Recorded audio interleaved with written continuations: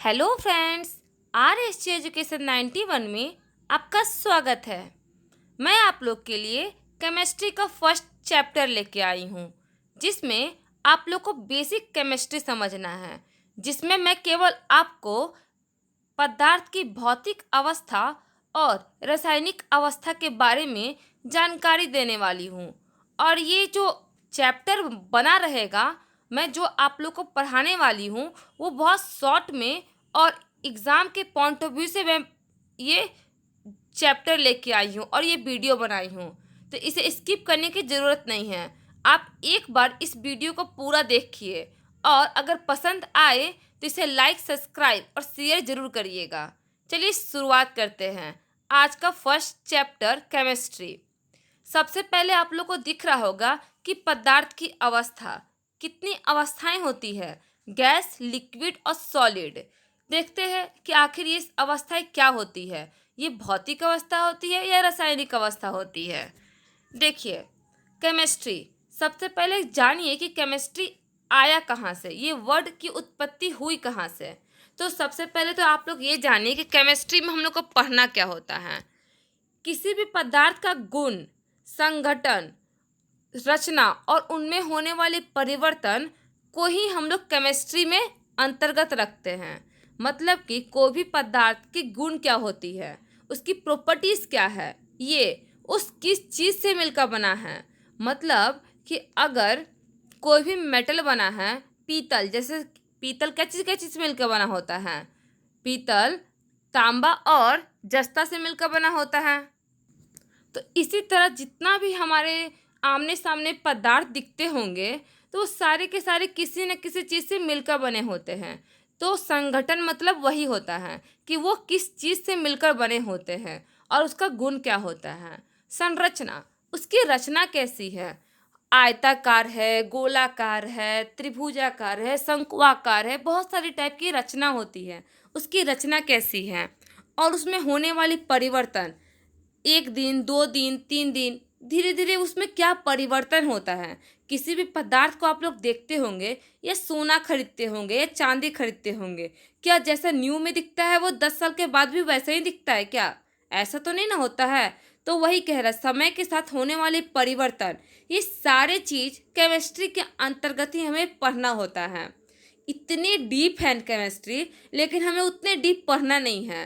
कहते हैं ना कि एक स्मार्ट स्टडी होता है, एक फास्ट स्टडी, और उसको लेंदी करके हम लोग पढ़ते रहते हैं। तो हमें स्मार्ट स्टडी करना है, ठीक है। तो देखिए नेक्स्ट में क्या है। केमिस्ट्री शब्द की उत्पत्ति सबसे पहले मिस्र भाषा से हुई है। मतलब मिस्र देश में एक भाषा का यूज़ करता था जिसका नाम है कीमिया। और कीमिया का अर्थ क्या होता है? काला मिट्टी। वो जो मिट्टी था ना, वो एक मिट्टी था काला रंग का, वो मिट्टी का बहुत ज़्यादा यूज़ था। मतलब कि इतना सारा इस्तेमाल वो मिट्टी का करता था ना लोग, वहाँ मिस्र के लोग, कि उसका नाम जो केमिस्ट्री का हो गया। और केमिस्ट्री का भी तो बहुत जगह उपयोग है, तो उसके नाम पे ही वो रख दिया था कीमिया से केमिस्ट्री। प्रारंभ रासायनिक विज्ञान के अध्ययन को केमिटी केमिटेकिंग कहा जाता है। मतलब कि अगर एग्जाम में डायरेक्टली क्वेश्चन पूछता है कि प्रारंभिक में रासायनिक विज्ञान के अध्ययन को किस नाम से जाना जाता था, तो केमिटेकिंग के नाम से जाना जाता था। और आधुनिक रसायन विज्ञान के जन्मदाता कौन है? लेवाइसियो। कौन है? लेवाइसियो। ये एग्जाम में डायरेक्ट क्वेश्चन पूछा जाता है, जो कि मैं बुक से ही आप लोग को नोट्स बना के लाई हूँ। आप लोग कॉपी और पेन लेके बैठिए और इसे अपने नोट्स में लिखते चलिए, क्योंकि एग्ज़ाम के टाइम में पूरे बुक आप लोग को पढ़ना ना पड़े। शॉर्ट नोट्स में अगर आप लोग को बनाना है तो ये आसानी से आप लोग बना सकते हैं। कि आधुनिक रासायनिक विज्ञान के जन्मदाता कौन है? लेवाइसियो है। कहाँ अध्ययन क्या कहते हैं? तो केमिटेकिंग कहते हैं। कहाँ से उत्पत्ति हुई? तो मिस्र से हुई है। जो कहाँ से, मिस्र कौन से भाषा से हुई है? तो कीमिया से, जिसका अर्थ होता है काला रंग होता है। और इसमें क्या पढ़ना होता है? तो उनके गुण के बारे में, संगठन के बारे में, संरचना के बारे में और उनमें होने वाले परिवर्तन के बारे में। नेक्स्ट, पदार्थ। पदार्थ क्या होता है?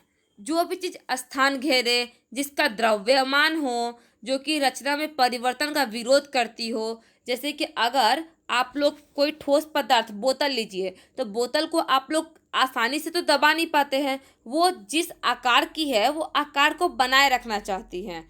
उसी को कहना कहना चाहता है कि रचना में परिवर्तन का विरोध, वो विरोध कर रही है लेकिन हम लोग उस विरोध को मानते नहीं हैं, उसको हम लोग दबा के फेंक देते हैं।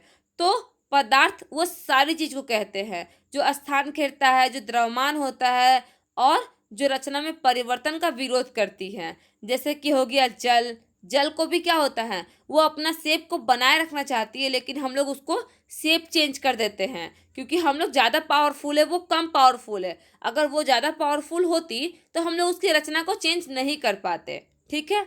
हवा, हवा भी आप लोग अच्छा से फील करिएगा, जो मैं कह रही हूँ उसे अच्छा से फील करने की ज़रूरत है। हवा, आप लोग नोटिस किए हैं कि आप लोग सड़क के किनारे जब खड़े रहते हैं तो गाड़ी आती है जाती है, आती है जाती है, और वो साथ में क्या लाती है, हवा लाती है ना। आप लोग नोटिस करिएगा, वो भले डर्टी एयर हो कोई फर्क नहीं पड़ता लेकिन वो हवा तो है। क्यों है? क्योंकि हम लोग जितना भी जानते हैं कि पूरे के पूरे जो हम लोग एटमॉस्फेयर में रहते हैं वो हवा से पूरी जगह भरा हुआ है। जब कोई बस या तो गाड़ी क्रॉस करती है तो वो एरिया जो हवा का था वो उस जगह से हट जाता है। वो हट जाता है तो उस जगह को कैप्चर करने के लिए ही अगल बगल के जो हवाएं होती है उसकी तरफ आती है। मतलब कि हवा में भी ये गुण होता है कि वो अपनी अवस्थिति संरचना को बनाए रखना चाहती है। आप लोग समझ गए होंगे। बालों में भी यही खासियत होता है। नोट में ये डायरेक्ट क्वेश्चन पूछने को मिलता है कि भारत में महान ऋषि कनद नाम था। ऋषि का नाम क्या था? कनद। और इनके अनुसार ही सभी पदार्थ अत्यंत सूक्ष्म कणों से मिलकर बना होता है जिसे परमाणु कहते हैं। मतलब आपको जानने को मिल गया होगा कि डाल्टन से पहले ही परमाणु की रचना और निर्माण की मतलब उत्पत्ति हो चुकी थी। किसने किया था? कनद ने किया था। नेक्स्ट, पदार्थ की दो अवस्थाएं होती, एक भौतिक वर्गीकरण, एक रासायनिक वर्गीकरण। हम लोग पदार्थ को दो रूप में वर्गीकृत करते हैं, एक भौतिक वर्गीकरण और एक रासायनिक वर्गीकरण। तो हम लोग पहले जानते हैं कि भौतिक वर्गीकरण क्या होता है। भौतिक वर्गीकरण में 3 पार्ट में बांटते हैं हम लोग पदार्थ को, और रासायनिक में भी 3 पार्ट में ही बांटते हैं। भौतिक में ठोस, द्रव और गैस।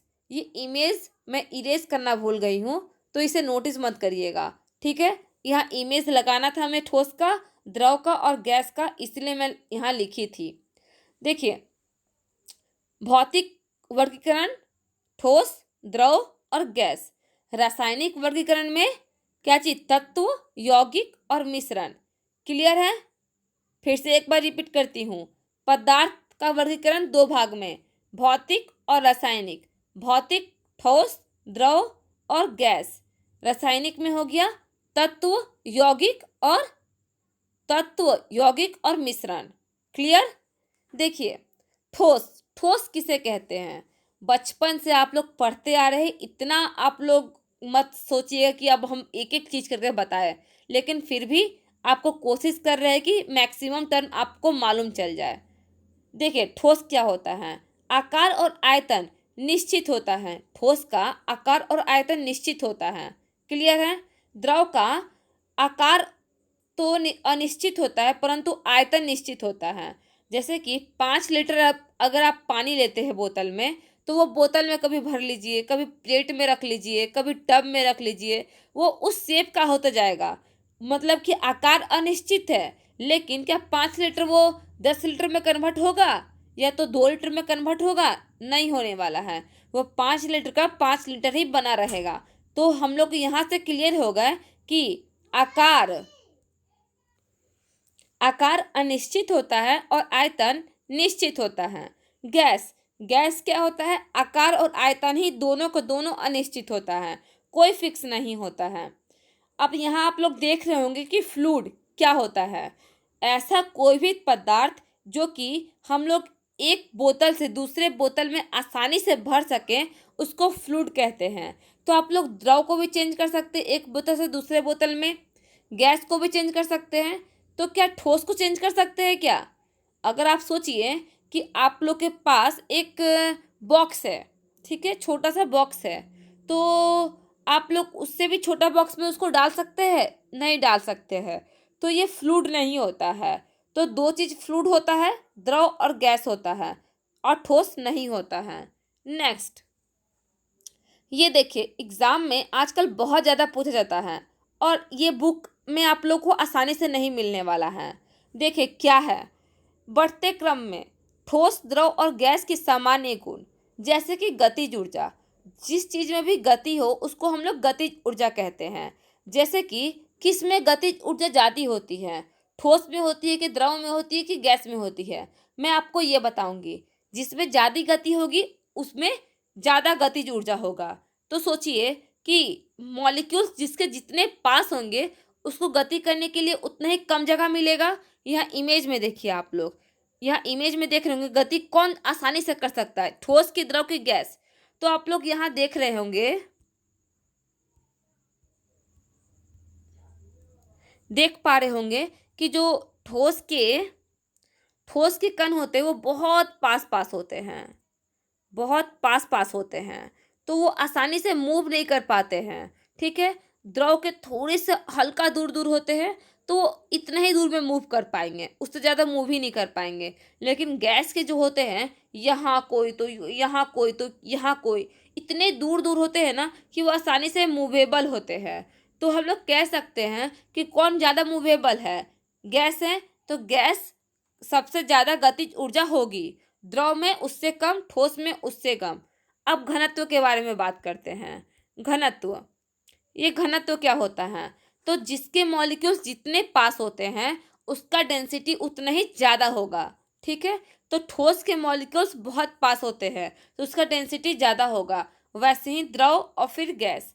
अंतराण्विक आकर्षण बल, अंतराण्विक आकर्षण बल मतलब कि कोई भी पदार्थ अणु से मिलकर बना होता है और वो अणुओं के बीच में एक आकर्षण बल लगता है।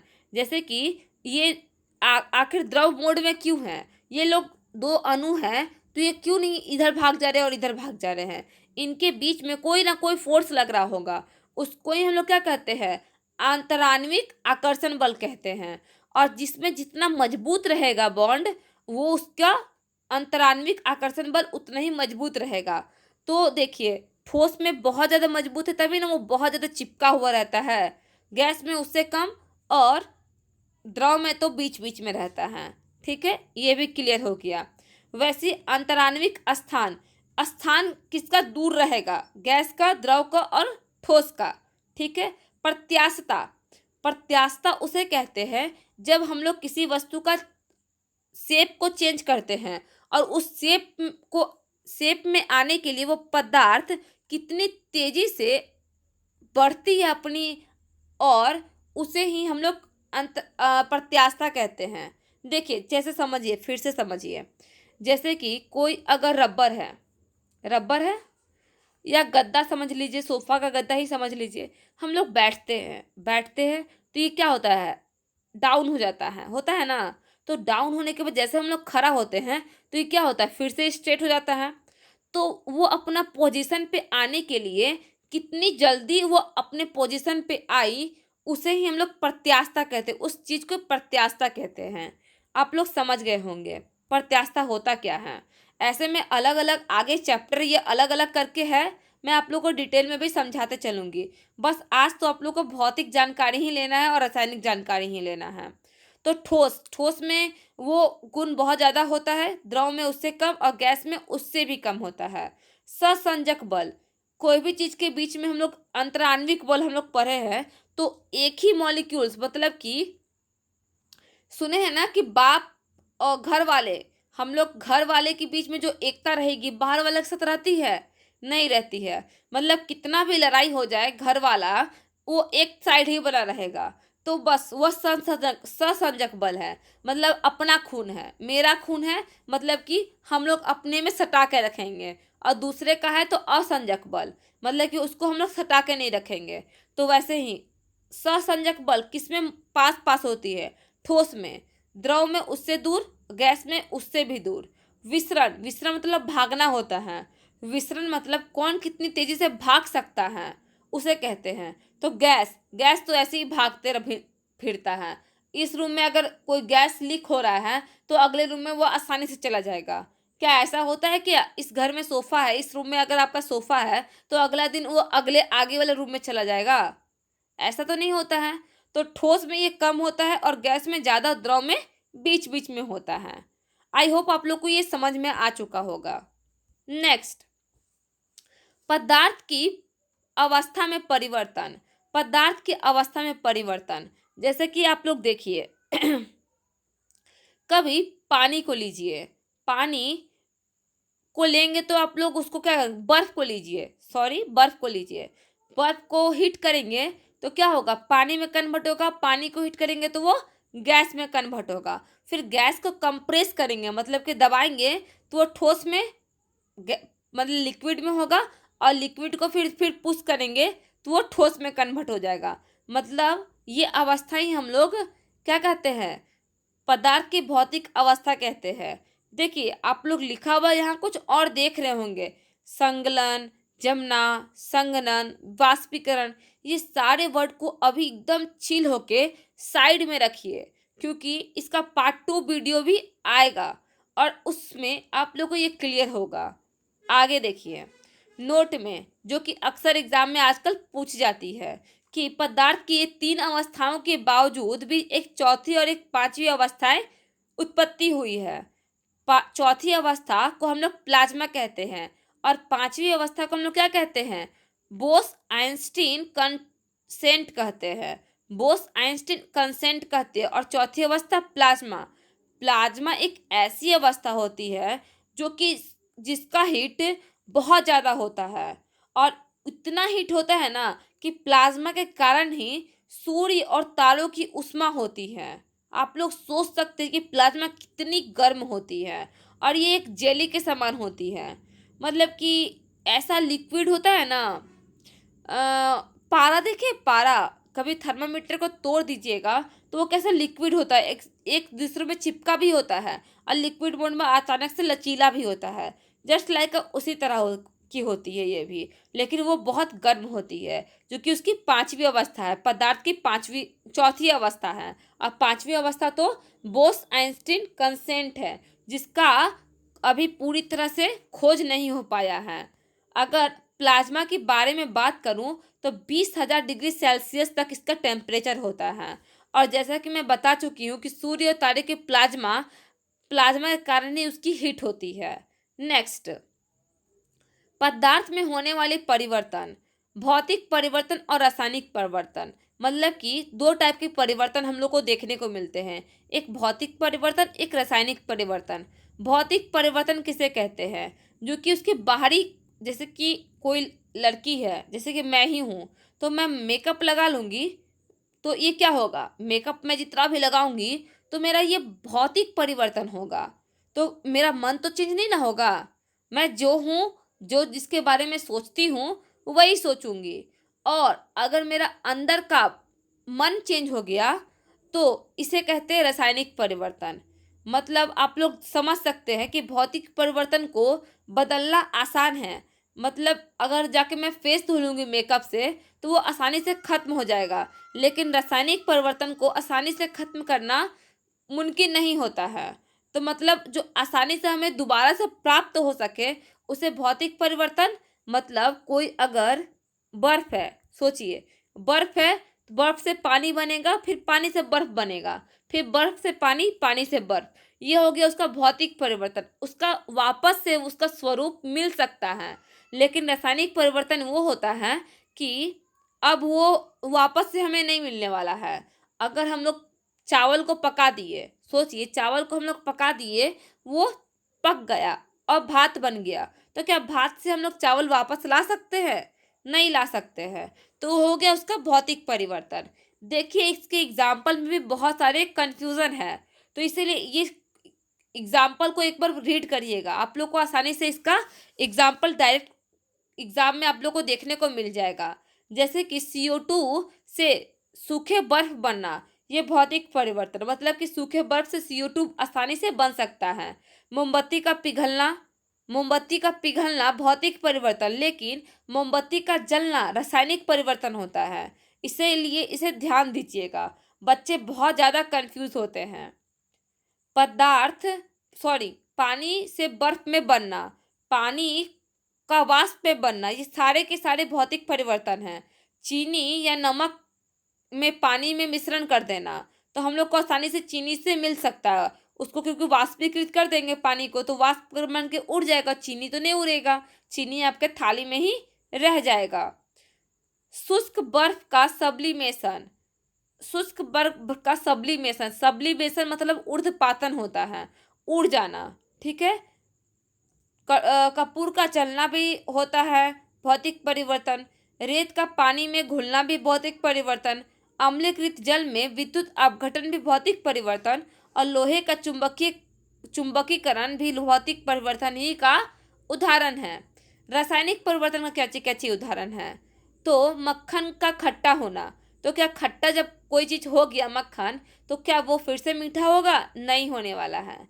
मोमबत्ती का जलना, मोमबत्ती जल गया तो हम लोग जला हुआ मोमबत्ती को दोबारा से यूज नहीं कर सकते हैं। मतलब कि मोमबत्ती पिघल गया तो हम लोग यूज कर सकते हैं, लेकिन मोमबत्ती जल गया मतलब कि बीच का जो रस्सी होता है उसमें वो तो दोबारा से मिलेगा नहीं।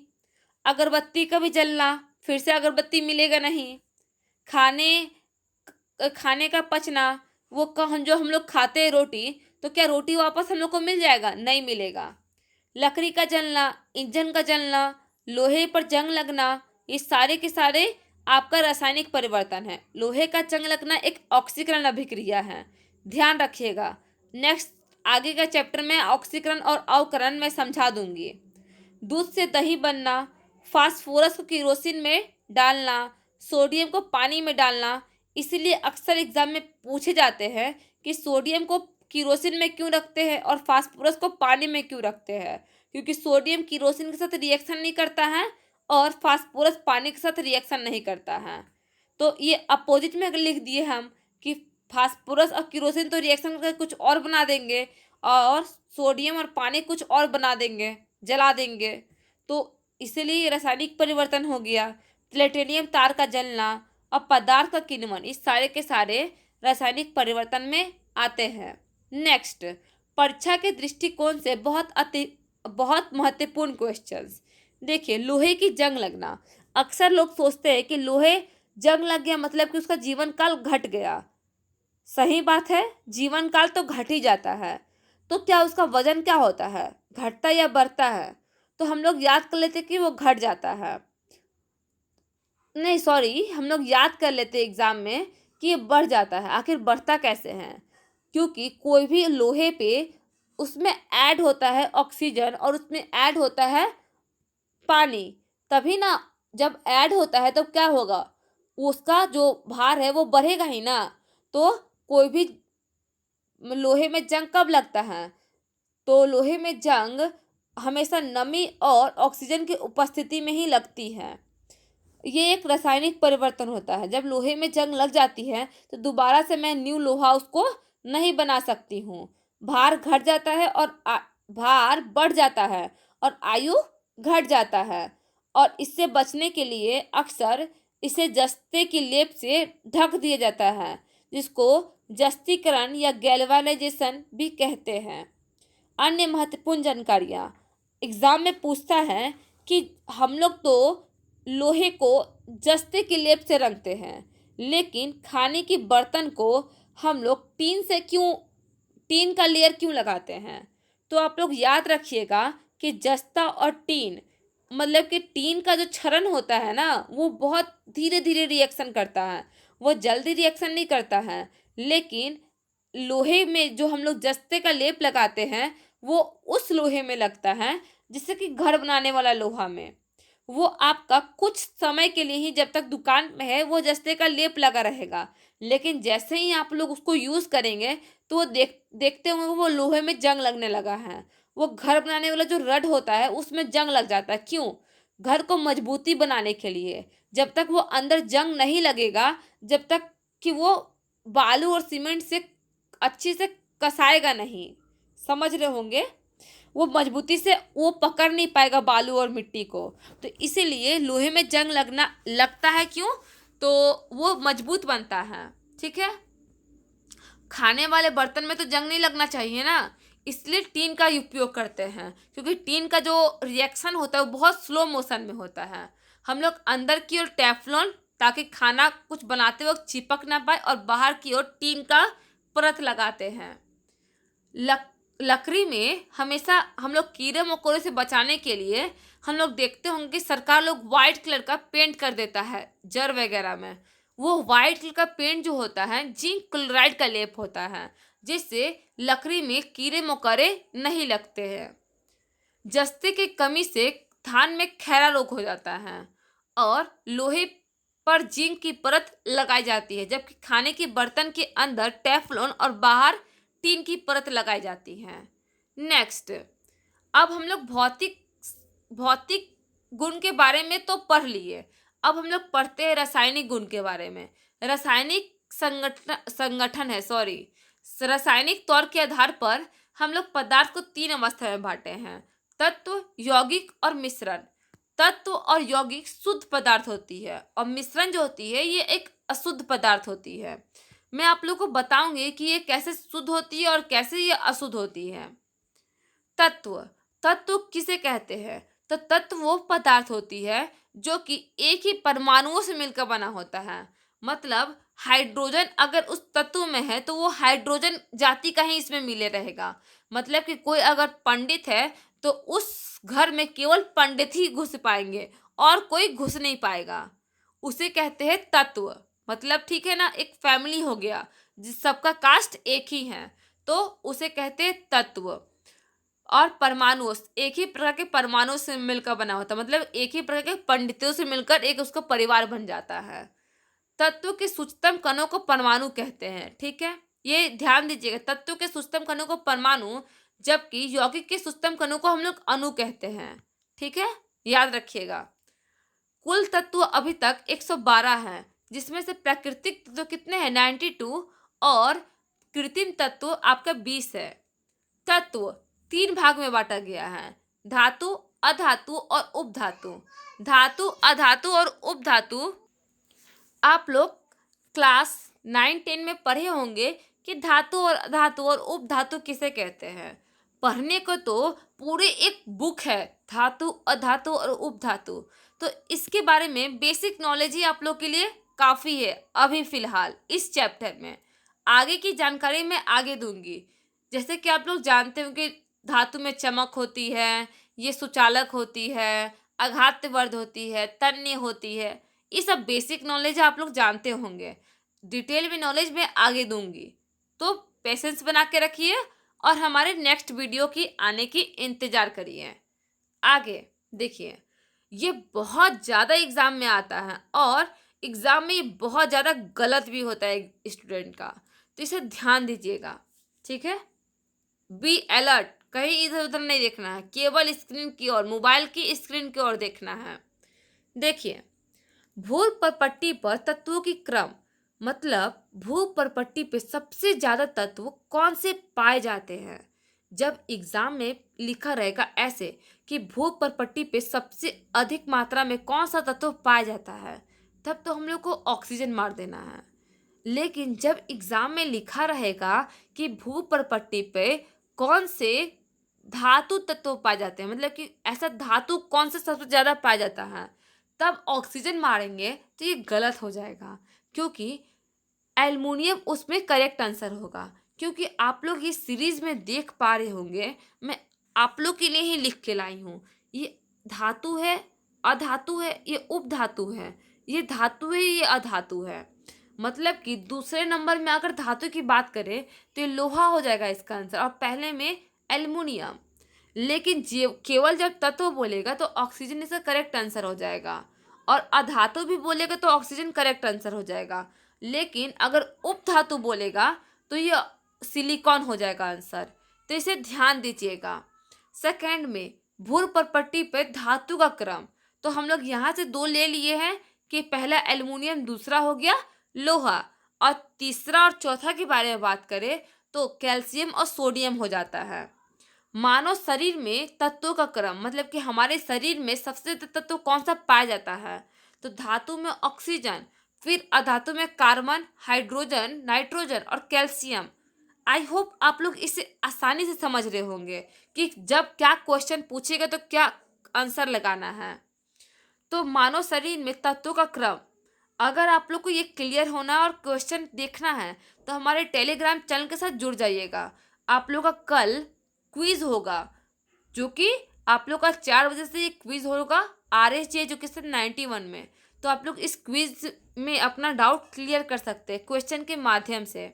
जब क्वेश्चन रहेगा मानव शरीर में अधातु तत्व सबसे ज़्यादा कौन से पाए जाते हैं, तब कार्बन हो जाएगा, ठीक है ना। तो इस अकॉर्डिंग ही मैं आप लोग को कुछ लेके आई हूँ। तो इतना ही मैक्सिमम 4th 5th तक पूछेगा और ज़्यादा एग्जामिनर नहीं पूछने वाला है। देखिए और एक नोट में, जीवित मनुष्य शरीर में सबसे कम मात्रा में पाया जाने वाला तत्व तो मैग्नीज होता है। मतलब कि जीवित हम लोग जिंदे हैं ना, तो सबसे कम मात्रा में हमारे पाए जाने वाला तत्व तो कौन सा है? मैग्नीज होता है। नेक्स्ट हम लोग तत्व पढ़ लिए, अब यौगिक और मिश्रण बचा है। बस आपका लास्ट ये है 2 स्लाइड, बस आप लोग पेशेंस बना के रखिए कुछ देर और, ठीक है। आप लोग का फ्यूचर की बात है। देखिए यौगिक में जैसे कि हम बता चुके हैं कि आप लोग का तत्व और यौगिक जो होता है शुद्ध होता है। तत्व कैसे शुद्ध होता है? क्योंकि एक ही कास्ट से मिलकर बना होता है। सुने हैं ना, बड़े बुजुर्ग कहते हैं कि अदर कास्ट में शादी नहीं करना चाहिए, मैं अपवित्र हो जाऊंगा। पंडित लोग का कुछ ज़्यादा वैसा होता है। तो आप लोग ये देखे होंगे कि नहीं, उसे एंट्री नहीं देना, वो अदर कास्ट का है, वो डोम है, ब्राह्मण के घर नहीं आ सकता है। तो वही हो गया, मतलब कि पंडित लोग अपने आप को शुद्ध समझता है। तो पंडित कौन कौन है? यौगिक है और तत्व है। और डोम कौन हो गया? मिश्रण हो गया। किसी को भी बुरा मानने की कोई ज़रूरत नहीं है, बस मैं आप लोग को समझाने की कोशिश कर रही हूँ। जो सामाजिक प्रथाएं चलते आ रही है ना, वो उसके आधार पे आप लोग को समझना आसानी होगा। मैं जानती हूँ ये सब गलत बात होती है, डोम चमार ब्राह्मण कुछ नहीं होता है, ठीक है। तो आप लोग समझिएगा फिर भी, ठीक है, कि ब्राह्मण कौन कौन है? यौगिक और तत्व है। लेकिन डोम चमार कौन? नीचे कास्ट का, वो सब हो गया मिश्रण हो गया। कुछ भी दे दो मिल जाएगा तो हम कहीं भी रह लेंगे। लेकिन ब्राह्मण बोलता है मुझे तो अपने अपने कास्ट में ही रहना है, मुझे अदर कास्ट में नहीं जाना है, ठीक है। और यौगिक थोड़ा कम ब्राह्मण हो गया, थोड़ा सा मॉडर्न ब्राह्मण है, बोलता है कि मैं ऊंचे कास्ट वाला के साथ रह सकता हूँ। जैसे कि ब्राह्मण के बाद कोई ऊंचा कास्ट का आप लोग नाम सोचिए, मुझे उतना नहीं पता, तो वो ऊंचे ऊंचे कास्ट के साथ उठ बैठ सकता है, यौगिक में हो गया। तो यौगिक वही कहता है कि 2 या 2 से अधिक तत्वों के साथ निश्चित अनुपात में संयोग कर सकता है। जैसे कि हाइड्रोजन और ऑक्सीजन के साथ मिलके रह सकता है, लेकिन एक कॉन्ट्रैक्ट बेसिस पर, कि तुम मुझे कुछ दो, मैं कुछ तुम्हें कुछ दूंगा, तभी मैं आपके साथ रहूंगा। ऐसा नहीं कि हम लोग कितना भी अनुपात में मिल जाएंगे तो हो जाएंगे, साथ में रह सकते हैं, नहीं। वो जैसे कि H2O हाइड्रोजन, हाइड्रोजन का 2 और ऑक्सीजन का 1 अणु मिलके ही तो पानी का निर्माण करता है। तो वो कॉन्ट्रैक्ट हुआ है दोनों पे कि तुम मुझे दो का ज़रूरत है और मुझे 1 का ज़रूरत है, तभी हम लोग कुछ नया कर सकते हैं, नया बिजनेस स्टार्ट करेंगे। तो बस ऐसा ही समझिए। मिश्रण में क्या हो गया? ये कुछ भी लाओ, सब मिलाओ और ले चलो, मुझे कोई दिक्कत नहीं है। तो जैसे चीनी पानी का विलयन हो गया, कितना भी डालो, 1 चम्मच 2 चम्मच 3 चम्मच, शरबत ही तो बनना है, कोई फर्क नहीं पड़ने वाला। नमक पानी का विलयन, गंधक कार्बन डाइऑक्साइड का विलयन, अमोनिया गैस हवा में विलयन, ये सारे के सारी मिश्रण का यौगिक होता है। और देखिए क्वेश्चन पे ये देखिए ध्यान दीजिएगा, एग्जाम में अक्सर यहाँ निश्चित और निश्चित में की ओर फर्क है, मतलब निश्चित है इसमें, अनिश्चित है इसमें, तो इसे ध्यान देना है। मिश्रण 2 टाइप का होता है, समांग मिश्रण और असमांग मिश्रण।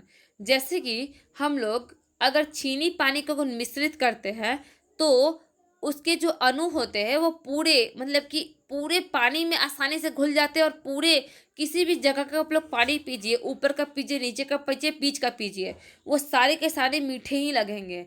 लेकिन जब आप लोग घोलते होंगे बालू और पानी को, तो देखते होंगे कुछ देर में वो बालू नीचे बैठ जाता है, मतलब आसानी से वो मिक्स नहीं हो पाता है। और और समांग में हम लोग वो ये क्या होता है, पूरी समांग समान समान रूप से मिश्रित हो जाता है, उसे समांग मिश्रण कहते हैं। असमान रूप से मिश्रित होना असमांग मिश्रण कहलाता है। मतलब कि बालू और मिश्रण को करेंगे, बालू और पानी को घोरेंगे तो क्या होगा, बालू नीचे बैठ जाएगा ऐसे करके और पानी ऊपर रह जाएगा, तो ये असमांग मिश्रण हो गया। चीनी पानी में क्या ऐसा होता है कि हम लोग अगर 1 घंटा के बाद भी चीनी पानी का घोर देखेंगे ना, तो वो चीनी नीचे नहीं बैठेगा, वो तो अंदर ही घुल चुका है। तो ये होता है। नेक्स्ट नेक्स्ट है परमाणु। परमाणु और अणु। तो बस आप लोग यहाँ ध्यान दीजिएगा। परमाणु क्या होता है, परमाणु एक स्वतंत्र लड़की होती है, मतलब कुंवारी लड़की हो गई, ठीक है ना। और अणु क्या हो गया, शादीशुदा लड़की हो गई।